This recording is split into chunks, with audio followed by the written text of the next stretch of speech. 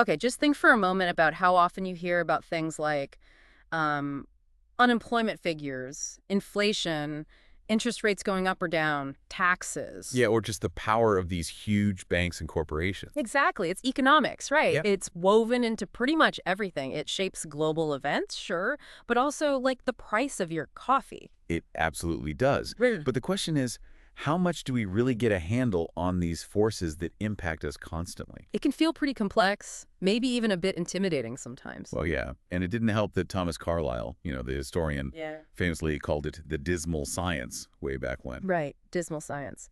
And there's that common idea that economics is, well, just about money, spreadsheets, stock markets. That's such a narrow view, though. It's really, really not just about money. And that's something that really comes through in the source material we're diving into today, excerpts from the economics book. hmm It paints a much broader picture. Fundamentally, economics is about how we organize ourselves as societies, how we produce things, distribute them, deal with scarcity. How value is created, exchanged, the whole system. Exactly.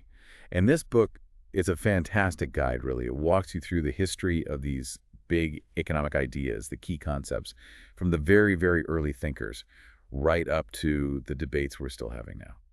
So that's our mission for this deep dive. We want to unpack those core ideas from the book, trace where they came from, the historical context. Understand why they still matter today. Yeah, and pull out the most important bits of knowledge, the key insights, to help you feel, well, a bit more informed about this whole economic world. Sounds good. Let's jump in. Okay, so where do we start? The book makes a really interesting point early on. Economics didn't just pop up as a separate science. No, not at all. Its roots are actually deep in moral philosophy and ethics. You see that with the really early thinkers, right? Like medieval philosophers. Yeah. The source mentions Thomas Aquinas. Right. Aquinas was thinking hard about the morality of buying and selling things. What's fair? What's right? He was concerned about the idea of a just price, wasn't he? Exactly. He felt merchants shouldn't just charge whatever they could get away with, shouldn't exploit people for excessive profit. It was very normative, focused on what should happen, ethically speaking. Not just describing how things work. Precisely. It was about setting moral guidelines for economic behavior. But the context was so different then. The book points out, ancient societies often had slave labor, then feudalism in the Middle Ages. That's crucial context. The economic structure itself, who owned what, who did the work, was radically different from a modern market economy. So these early ethical discussions, while important, were happening in a very different world. They weren't analyzing, say, wage labor in competitive markets in the way we think about them now. So when did that shift happen towards something more scientific? The big change really came with the Age of Reason. That's when you see the emergence of what they started calling political economy. Political economy. And the focus shifted. It became less about judging morality and more about trying to measure economic activity to describe how wealth is created, how it moves around. And there were some early attempts at this, right? The physiocrats in France? Yes, they're highlighted as real pioneers. They actually tried to model the flow of money through the economy, basically the first macroeconomic models. Wow, really? Yeah, like Francois Quesnay's economic table from 1758. They saw agriculture as the ultimate source of wealth, the only thing that produced a real surplus. And they mapped how that wealth flowed between farmers, landowners, and artisans. Interesting. And meanwhile, in Britain, the focus was a bit different. A little, yeah. Mm-mm. British thinkers started looking more at producers, consumers, the idea of valuing goods, utility, the satisfaction people get. And that kind of laid the groundwork more directly for what we now call modern economics. So you start seeing these foundational ideas bubbling up. The book mentions things like the Dutch tulip bubble bursting way back in 1637. A classic early example of speculative mania. And you had people challenging the status quo, like Josiah Child in 1668 arguing for freer trade, suggesting maybe importing more wasn't always bad, which went against the grain of mercantilism. And the measuring part started too. Definitely. William Petty showed you could quantify the economy in 1668. Gregory King was compiling detailed statistics on trade and national income towards the end of that century. It feels like the pieces were starting to come together. They were, and even concepts we debate now were being touched on. David Hume, back in 1752, was talking about public goods, things like lighthouses, that private markets wouldn't provide because you can't easily charge for them. He argued the government would need to step in. Makes sense. And John Locke, around 1689, was arguing that wealth really comes from labor, not just owning land or hoarding gold. So all these different threads were starting to weave together. Which brings us to some of the absolute fundamentals of modern capitalism. Private property is key, isn't it? Absolutely central. The book makes the point that it seems obvious now, but private ownership of the means of production, factories, land, tools, isn't some kind of historical inevitability. Karl Marx later described capitalism as being built on this immense collection of commodities. Exactly. Yeah. Privately owned things, meant to be bought and sold. Without that foundation of private property rights, the whole system, the classical economists described, just doesn't work the same way. And if you have private property and things to trade, you need a way to trade them efficiently. Which is where money comes in. Barter's just too clunky. Right, the double coincidence of wants problem. I need shoes, you have apples. Finding someone who has shoes and wants apples is tough. It gets incredibly difficult as economies get more complex. The book mentions the Tiwa people in India using barter at a festival, which is interesting, but for anything large scale, you need money. It acts as that universal medium of exchange. And a store of value and a unit of account. It solves those barter problems. And once you have money flowing, you start thinking about how much of it there is. William Petty touched on this, but Irving Fisher later formalized the quantity theory of money. The basic idea is pretty straightforward. The amount of money circulating in an economy is linked to the overall price level. So more money means higher prices. Generally, yeah. The logic is, if people suddenly have more money, they'll try to buy more stuff. But if the amount of stuff to buy is limited, all that extra money just pushes prices up. The book quotes it perfectly. Too much money chasing too few goods, leading to price rises. That's inflation, essentially. That's the core idea. It usually assumes money changes hands at a relatively constant speed, the velocity of money. Now, before these ideas of free markets really took hold, the dominant thinking was quite different, wasn't it? Mercantilism. Yes, mercantilism was the big thing for a couple of centuries. Thinkers like Thomas Mann were key proponents. And their focus was entirely on the nation-state's wealth, measured in gold and silver. Pretty much. They saw national wealth as treasure bullion. And crucially, they believed there was a fixed amount of wealth in the world, like a limited pot. So for one nation to get richer, another had to get poorer. A zero-sum game. Exactly. That was the mindset. So national policy was all about getting more gold in than went out. Maximize exports, minimize imports, achieve a favorable balance of trade. Which meant lots of government regulation. Tariffs, subsidies. Or yeah, heavy intervention to steer trade in the nation's favor, accumulate that gold. But then came the figure who really challenged this whole view, often called the founder of modern economics. Adam Smith. Writing during the Scottish Enlightenment, the Age of Reason, Smith fundamentally disagreed with the mercantilists. He didn't think wealth was just gold, right? No. He argued wealth was the productive capacity of a nation to the total goods and services it could produce. And he believed this pot wasn't fixed.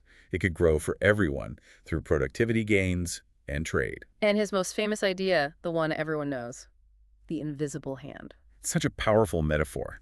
The core insight is really profound.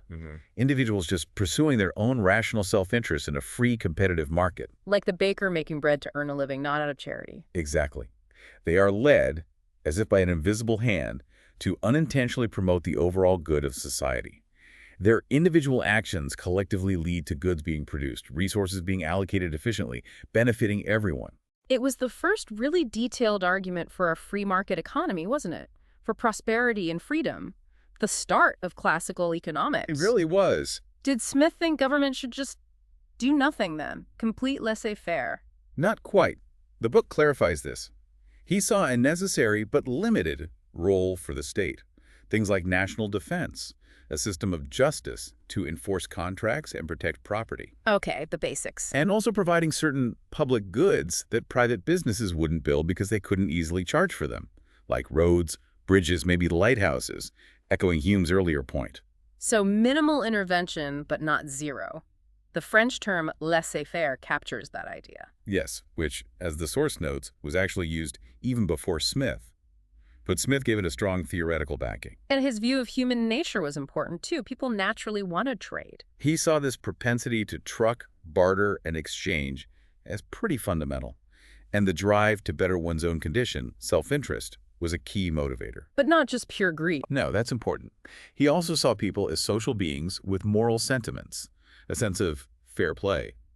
Competition was key, but it had implied rules. which, as the book points out, maybe doesn't always translate perfectly to, say, modern high-speed financial markets where fair play can feel a bit distant.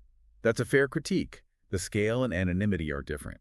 Smith couldn't have foreseen that complexity or the potential for vast inequalities that might arise. Another huge contribution from Smith was his analysis of the division of labor. Oh, absolutely. The pin factory example in The Wealth of Nations is legendary. Right, breaking down pin making into lots of tiny, specialized tasks. Exactly. He showed how this specialization dramatically increased productivity compared to one person doing everything. Yeah. People get better at one task, you save time switching between tasks, and it encourages inventing specialized tools or machines. And the book mentions this idea wasn't totally brand new. Plato and Al-Ghazali had talked about specialization before. True, but Smith really drove home its economic significance for increasing national wealth. It was central to his argument about growth. So after Smith, you get this classical school developing his ideas further. David Ricardo is a big name here. A very important follower. Ricardo was a huge proponent of free trade. He developed the idea of comparative advantage. Which is the idea that countries benefit from trading even if one country is better at producing everything. Precisely. Even if Portugal is better at making both wine and cloth than England, if Portugal is relatively better at wine and England relatively better at cloth, they both gain by specializing in their area of comparative advantage in trading. It shows trade can be mutually beneficial for all involved. Ricardo also looked at government finance, didn't he? Borrowing versus taxing. Yes, the book touches on his idea later called Ricardian equivalence, that it basically makes no difference if the government funds spending by taxing now or borrowing now and taxing later. Why not? Seems different to me. Well, Ricardo's reasoning was that rational people will anticipate the future taxes needed to repay the debt. So if the government borrows instead of taxing today, people will just save the money they would have been taxed, knowing they'll need it for those future taxes. So the borrowing doesn't really stimulate the economy because people's saving behavior cancels it out. Interesting idea. Assumes people are very forward-looking and rational. It does. And then there was Thomas Malthus, another classical economist mentioned. Known for his rather gloomy predictions about population, right? The Malthusian trap, yes. He worried population growth would inevitably outstrip the food supply, leading to poverty and famine unless checked by war or disease. So this classical school, Smith, Ricardo, Malthus, they established this framework of free markets, rational actors, limited government. And that really dominated economic thinking for a long time. But, okay, the real world often isn't that neat picture of perfect competition, is it? Definitely not. And the source moves into that, exploring different market structures. John Stuart Mill wrote about this. He looked beyond perfect competition at monopolies and things. Exactly. He recognized that in many industries, especially as industrialization took off with heavy capital needs, you didn't have loads of small firms. You had limited competition, maybe just a few big players, or even a single dominant firm, a monopoly. And these big firms have market power. Right. They can influence the price, unlike firms in perfect competition who are just price takers. Mill saw this could happen in markets for goods, but also in the labor market, where big employers could potentially push down wages. And one way firms try to get market power is by colluding, forming cartels. Smith himself warned about that. His famous quote, "Meetings of merchants end in conspiracies to raise prices." A cartel is basically a group of supposedly competing firms agreeing to act like a monopoly restricting output, fixing prices high, dividing up the market. Like OPEC with oil, or the book mentions Unilever and Procter & Gamble in the past. Yeah, those are examples. They try to eliminate competition among themselves to maximize their joint profits, often at the expense of consumers who face higher prices. Which is why governments have antitrust laws. Right, like the Sherman Act and Clayton Act in the U.S., designed to break up monopolies and prevent cartels. Though, the source also notes some economists, like George Stigler, argue cartels are often unstable because there's always a temptation for one member to cheat on the agreement. But generally, the goal is to promote competition. As Henry Wallace put it, we must not tolerate oppressive oligarchy in the form of monopolies and cartels. Okay, let's go back to how prices are set in a more typical competitive market. Alfred Marshall's work is crucial here. Marshall really solidified the supply and demand framework we still use today. The supply curve showing firms willing to produce more as price rises. And the demand curve showing people wanting less as price rises, that inverse relationship. Exactly. And where those two curves cross, that's the market equilibrium, the price and quantity where supply equals demand. The market clears. Marshall focused on one market at a time, right? Partial equilibrium. Yes. The much bigger challenge, tackled later by people like Leon Walras, Vilfredo Pareto, and then mathematically proven by Arrow and Dubrow, was general equilibrium, how all markets in the economy could theoretically reach balance simultaneously. Much more complex. And that downward sloping demand curve is tied to the idea of utility. Very much so. Utility is just the satisfaction or benefit you get from consuming something. The key concept is diminishing marginal utility DMU. Marginal meaning the extra utility. Exactly. The extra satisfaction you get from consuming one more unit of something tends to decrease as you consume more of it. Like the book says, you enjoy the last chocolate less than the first. Makes intuitive sense. And because that extra enjoyment decreases, you're willing to pay less for each additional unit. That's why the demand curve typically slopes down. You get less marginal utility, so you'll only buy more if the price falls. This focus on marginal utility was a big shift, wasn't it? Moving value away from just labor costs towards what consumers actually want. It's a huge shift, yeah. Building on earlier ideas from Bernoulli or Baumbach about subjective value. But sometimes demand doesn't fall when price rises. The book talks about spending paradoxes. Right, these are the exceptions. Giffen goods are the famous example. The Irish potato famine is often cited. Potatoes were such a huge part of the diet for the very poor. That when the price went up, They actually had less money for anything else, like meat. So they had to cut back on the tiny amounts of other foods they bought and buy even more potatoes just to get enough calories to survive, despite the price increase. wow. So the price rise made them poorer, and being poor forced them to buy more of the cheap staple. Exactly. The income effect dominated the usual substitution effect. Another type is inferior goods. These are things you buy less of as you get richer? Right. Demand falls as your income rises because you switch to better alternatives, normal or superior goods. Think cheap instant noodles versus a fancy restaurant meal. As your income goes up, you buy fewer noodles. Ernst Engels studied this. Engels' law notes that the proportion of income spent on food falls as income rises. Okay, so this idea of equilibrium markets finding a balance point, it seems very neat, almost like physics. There was definitely an appeal to that, trying to make economics mathematically rigorous like the natural sciences. Francis Edgeworth even tried to measure utility in units of happiness. And Leon Walras took the equilibrium idea economy-wide. He really pushed the concept of general equilibrium. He imagined this sort of giant auction process where prices adjust across all markets simultaneously until supply equals demand everywhere, achieving a stable balance. He was quite optimistic, saying equilibrium reestablishes itself automatically. But it relies on some big assumptions. Very big ones. Arrow and Dubrow proved mathematically that such an equilibrium could exist, but only under really strict conditions. Perfect competition, perfect information, perfectly rational actors, no externalities like pollution. And when those conditions aren't met in the real world. That's what economists call market failure. The real world is messy. Arrow and Dubrow also showed that this theoretical equilibrium under those perfect conditions would be Pareto optimal. Yes. Named after Vilfredo Pareto. Pareto optimality means a situation where you can't make anyone better off without making someone else worse off. It's a specific definition of economic efficiency. So you have this elegant theory of efficient markets, but the real economy feels more bumpy, like a yo-yo, the source says. Absolutely. That's the reality of business cycles, these recurrent booms and busts.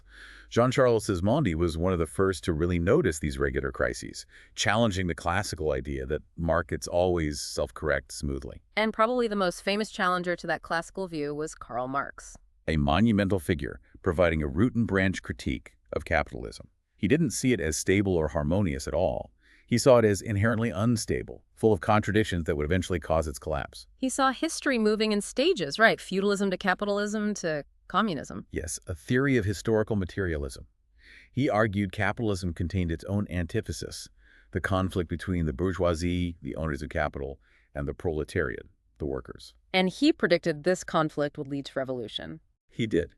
He argued capitalists exploit workers by paying them less than the value their labor creates, capturing surplus value. This exploitation, combined with capitalism's tendency towards crises, booms and busts, would intensify class struggle, leading to the proletariat overthrowing the system. Establishing a dictatorship of the proletariat and abolishing private property. As a transitional phase towards a classless communist society, his call to arms is iconic. Let the ruling classes tremble. Working men of all countries unite. Marx also built on the labor theory of value. He did. He argued the basic value of something was set by the socially necessary labor time needed to produce it. While market prices fluctuate, he saw labor as the underlying source of value. This was heavily debated and critiqued later, especially by those emphasizing subjective utility. Beyond Marx's systemic critique, the book also discusses a different kind of instability: economic bubbles. Right. Think Charles Mackay's Extraordinary Popular Delusions. He documented the classic pattern. Something new triggers excitement. Asset prices get inflated way beyond fundamental value. People jump in speculating, hoping prices keep rising. Exactly. It becomes detached from reality. Then eventually confidence shatters, panic selling starts, and the bubble bursts. Crash. Like the Dutch tulips or the dot-com bubble more recently. Perfect examples. They show how herd behavior and psychology can overwhelm rational calculation. It links nicely to later ideas like Herbert Simon's bounded rationality. People aren't perfect calculators. Our decisions are limited by information, time, and cognitive biases. That seems very relevant in a bubble. Now, Joseph Schumpeter offered a different take on capitalism's dynamism. Not collapse, but creative destruction. Schumpeter really emphasized innovation as the engine of capitalism. He argued that capitalism progresses not smoothly, but in waves of disruption. New innovations, new products, new processes, new markets destroy the old ways of doing things. So existing industries and firms get wiped out to make way for the new. Destruction, but creative. Precisely. He saw the entrepreneur as the hero in this story, driving progress through innovation, not just managing existing resources. Profit, for Schumpeter, was the temporary reward for successful innovation before competitors caught up. It's a constant process of renewal through destruction. Okay, let's jump forward to the post-World War II era. Rebuilding was the priority. Absolutely. You had things like the Marshall Plan, and economic theories focused on kickstarting growth. Rosa Steinrodin's big push idea for developing countries needing coordinated investment across many sectors at once, while Rostow's stages of growth model became very influential too. But the dominant macroeconomic framework became Keynesianism after John Maynard Keynes. Keynes was responding directly to the failure of classical economics to explain or solve the Great Depression. Why did mass unemployment persist for so long? Classical theory said wages should fall until everyone finds work. But Keynes observed that wages are sticky downwards. They don't fall easily due to contracts, unions, social norms, so the labor market might not clear, leaving people involuntarily unemployed for long periods. And his solution was for the government to step in. Yes. He argued that during slumps, the government needed to boost aggregate demand through fiscal policy, increase spending, cut taxes to get the economy moving again. This was a radical departure from laissez-faire. He also introduced the multiplier effect. Right. The idea that an initial government spending injection gets spent and respent, leading to a larger overall increase in economic activity. Very influential. And he looked at saving behavior, too. He noted people tend to save a larger fraction of any increase in their income. In a slump, fear makes people save even more, hoard, which worsens the downturn. Government spending could counteract this by putting money directly into circulation. Keynesian ideas were dominant for decades, but they face a major challenge from monetarism, led by Milton Friedman. Friedman brought the quantity theory of money back to the forefront. The core monetarist argument is that inflation is primarily caused by too much growth in the money supply. So the government's main job should be controlling the money supply. Essentially, yes. Aim for slow, steady growth in the money supply. They were critical of fine-tuning the economy with fiscal policy. Friedman also famously attacked the Phillips curve. The idea of a trade-off between inflation and unemployment. Friedman argued that trade-off only worked in the short run. He proposed a natural rate of unemployment determined by structural factors. Trying to push unemployment below this natural rate using stimulus would just lead to accelerating inflation as people came to expect it, demanding higher wages. This helped explain the stagflation, high inflation, and high unemployment of the 1970s, which was a puzzle for simple Keynesian models. Friedman and the Chicago School strongly advocated for free markets, less government. Very much so, influenced by Austrian economists like Hayek and von Mises. They often use sophisticated mathematical modeling. But alongside these mathematical models, another field emerged that questioned the core assumption of the perfectly rational economic actor: behavioral economics. Yes, this field really took off by observing how people actually behave, often deviating from rational predictions. Kahneman and Tversky were hugely important here. Their experiments showed psychological biases, right? Like loss aversion. Exactly. People tend to feel the pain of a loss much more intensely than the pleasure of an equivalent gain. And framing matters. How a choice is presented. Hugely. They also showed people might be risk-averse for gains, but risk-seeking to avoid losses. The bank marketing example of the book is great. Adding a photo was as effective as a big interest rate cut. It shows psychology can be just as powerful or more powerful than traditional economic incentives. It's a reminder that economics is about humans, and humans aren't always robots. And speaking of measuring things, GDP has also come under scrutiny. For sure, GDP measures total economic output, but does it measure well-being? Richard Easterlin's work found that beyond a certain point, more income doesn't necessarily mean more happiness. The Easterlin paradox. Richer countries aren't always happier. Or within a country, rising average income doesn't always lead to rising average happiness over time. He suggested social comparison envy plays a big role. Which led to calls for broader measures, beyond just GDP. Yes, like the Human Development Index or the Stiglitz-Sen-Fitoussi report emphasizing well-being and sustainability. Focusing only on GDP might have hidden problems, like the debt buildup before 2008. Another complicating idea for policy is the theory of second best. This one's quite subtle. Lancaster and Lipsey pointed out that if you have a market with multiple problems, say, a monopoly in pollution, fixing just one of them might not actually improve things overall. It could even make things worse. How? Well, imagine the monopoly was restricting output, which also limited pollution. If you break up the monopoly, you might get more competition and lower prices, but output could surge, leading to way more pollution. So fixing one imperfection in isolation isn't guaranteed to be beneficial when other imperfections remain. Policy needs to be careful in the real, messy world. We also saw different models emerge in practice, like the social market economy. Right, particularly in Germany and Scandinavia. It tried to blend free markets, private ownership, competition with strong social safety nets, public services, and regulation to curb excesses like monopolies. A middle way, aiming for growth but also equity and social cohesion, it was seen as quite successful. And for developing countries, Solo's convergence theory offered some hope. Solo's model suggested poorer countries should grow faster because capital investments yield higher returns there, allowing them to catch up to richer countries over time. But it hasn't always worked out that way. No. The assumptions like easy technology transfer and capital flow often don't hold. Barriers exist. Some countries, like the East Asian tigers, did converge rapidly, but many haven't. Later endogenous growth theories tried to incorporate factors like innovation and human capital directly into the models to explain growth better. Okay, moving to more recent issues. Globalization.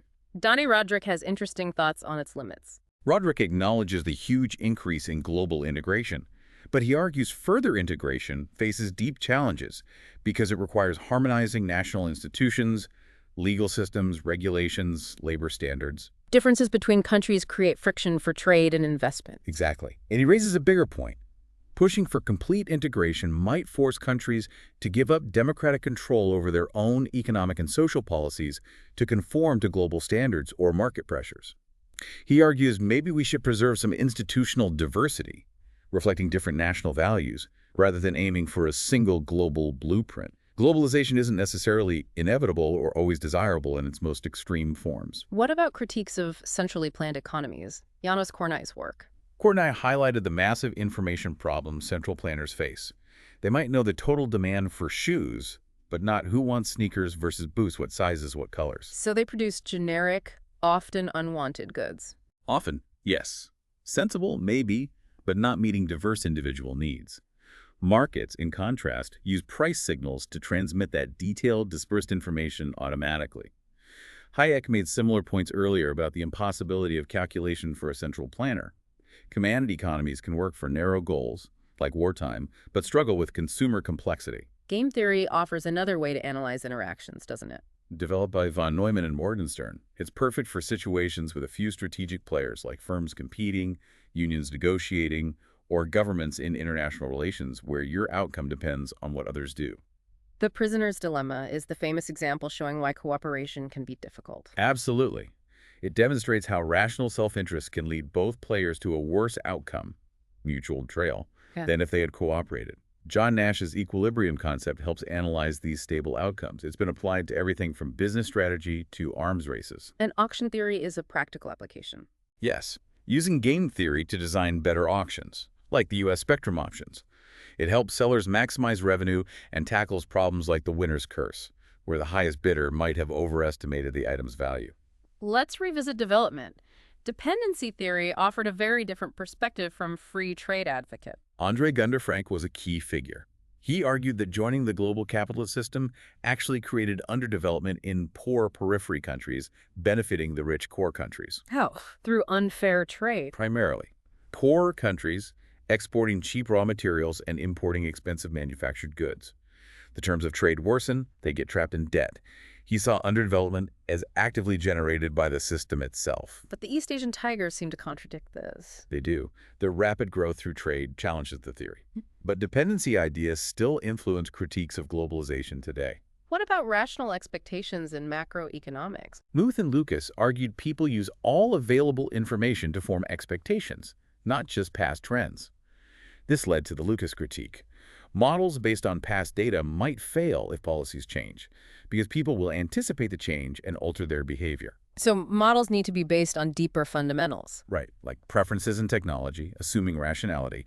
This fueled new classical and real business cycle models, explaining fluctuations through real shocks like productivity changes. And Ellsberg's paradox showed people dislike ambiguity, unknown probabilities. Yes, people prefer known risks over unknown ones, even if mathematically equivalent. Another behavioral insight challenging pure rationality under uncertainty. Then there's supply-side economics and the Laffer curve. Laffer suggested that beyond some point, higher tax rates could reduce tax revenue by discouraging work and investment. So cutting very high rates might, paradoxically, increase revenue by boosting activity. The big debate is always, where is that point? In finance, the efficient markets hypothesis is a powerful idea. Eugene Fama's work. It suggests asset prices reflect all available information, making it impossible to consistently beat the market. Prices are generally right. But George Ekerlof showed information isn't always symmetric, right? The market for lemons. A huge insight. Yeah. If sellers know more than buyers, like with used cars, the fear of getting a lemon can drive good quality products out of the market entirely, leading to market collapse. Adverse selection. Exactly. Markets develop ways around it, like warranties or getting a degree the signalability to an employer, as Michael Spence described. The book also mentions chaos theory briefly. Just the idea that complex systems like economies might be highly sensitive to initial conditions, making long-term prediction very difficult, challenging the idea of stable equilibrium. And social capital, the value of trust and networks. Robert Putnam's work, highlighting that social connections are a form of capital, crucial alongside physical and human capital for economic success. The East Asian developmental states offer yet another model. Yes, not pure free market, not central planning. The state actively guided investment into strategic industries, pushed exports, invested in education, disciplined firms, a different path to rapid growth, showing there isn't just one way. China's unique path is another example. And finally, financial instability again. Hyman Minsky's theory seems very relevant after 2008. Minsky argued instability is inherent in finance. Stability breeds risk-taking.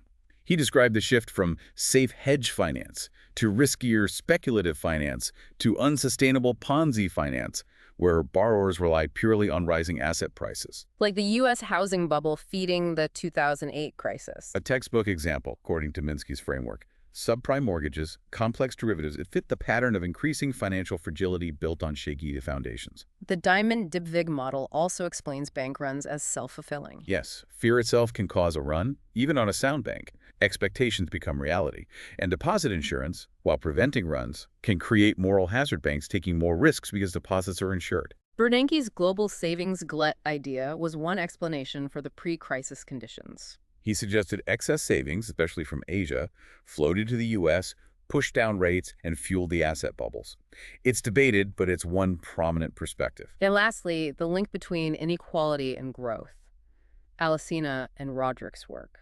They found high inequality can actually hinder growth, partly because unequal power structures can block beneficial reforms, makes reforms harder to implement due to winners and losers and status quo bias. And the housing market cycle is a good indicator of broader economic health. Often, yes. Housing investment is very sensitive to confidence and interest rates. Booms fuel growth. Busts often precede or accompany recessions. It's a very visible part of the economic cycle. Phew. That's quite a sweep. From ancient philosophers worrying about fair prices all the way to complex financial derivatives and behavioral biases. It really is.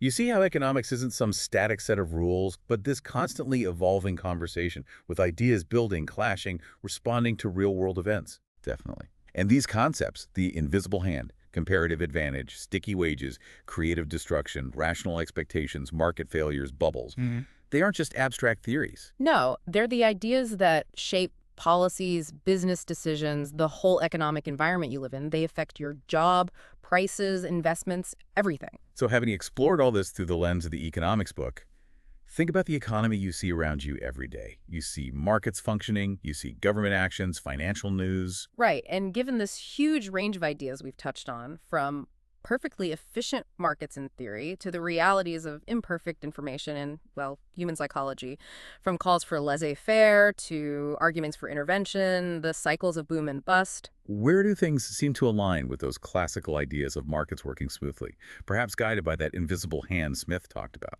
And on the other hand, where do you see the fingerprints of market failures or maybe irrational behavior or the consequences of inequality or instability that thinkers like Marx, Keynes, Minsky, or the behavioral economists highlighted?